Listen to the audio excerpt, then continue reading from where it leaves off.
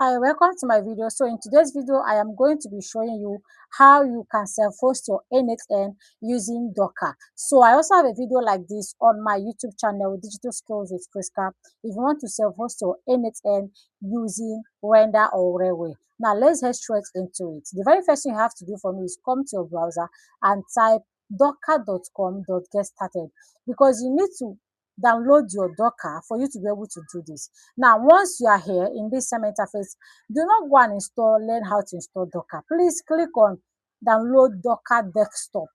Now, when you keep your cursor here, if you're using Mac, you download the one that is suitable for your Mac laptop. For my case, I usually download Intel chip. If you are using Windows, you see any of them here works. So download either of them. Once you download it, if you're on Windows, come down here, you will see um, something like a search button. Then you search for the app that you downloaded, which is called Docker. And if you're Mac, of course, click on apps. It opens usually it opens this, and then you search for Docker. You can see I already searched for it, Docker, right? You search for Docker, and it will open your Docker. Then double click on it, and it will open. Now our Docker is open. What do you do? Open it, your Docker desktop. If it requires you to sign in, just click on the sign in button. Go over to the browser. It will take you to the browser anyways. Then you sign up, and then you sign in, and it brings you back to your Docker desktop. Pretty simple, pretty straightforward. Now, what do you do next? The very next thing you have to do for me is open your command prompt. If you are on Windows, command prompt. Go to your search bar. It's usually under here. It is usually under here.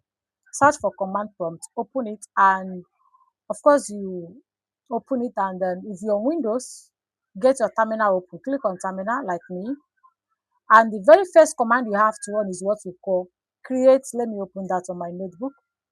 Docker Docker volume create n8n. So you are creating what? A volume inside your Docker desktop. So I already have that, but I'll still run it. So that's what you normally need to show, because I already sorry about that. I already have that. Now, if you don't have this before, once you run that command, you're going to be seeing create n8n. Simple, to show that it runs successfully. Now, the next command you need to run for me is this. Copy this. Docker cd. You see that? Docker run hyphen it hyphen rm hyphen name. Just copy like that. Just copy it. Copy. Then come down to your terminal or command prompt, paste it. It takes quite a while to run, especially when you don't have internet. At times, it will just show that it's an error. It's not an error. It might be because your internet is not strong. So let's hit it right there, and let's wait for it to run. All right. So and that's basically it. So once it's done running, you are going to be seeing the localhost link, and you can just open your n8n and you use it. Now, there's something you need to know. Very first thing you need to know about running this here is that once you close this terminal like this, or your command prompt, it will stop running, but it does not delete it from your Docker. Like that volume you created first remains on your Docker. All you just have to do is whenever you come back to your, let's say you restart your laptop, you come back to your terminal or command prompts, run the same command to start it up again. So it's for people that are using it for production and all of that. They basically, for people that use it for production, they basically have to write a simple Docker compose file, right? Now, in our case, you can see that it has run. And look down here. Did you see that editor is now live, is now accessible via? You can see all of the ones you see, they just scroll up. See it says editor is now live here. Now, let's click on it.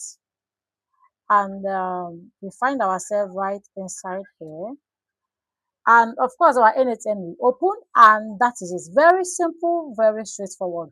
And once you open, put in your name, your email, and every single thing. So if you love this video, if you are seeing it on YouTube, please do well to subscribe, like, and drop a comment on next topic you want me to cover for you.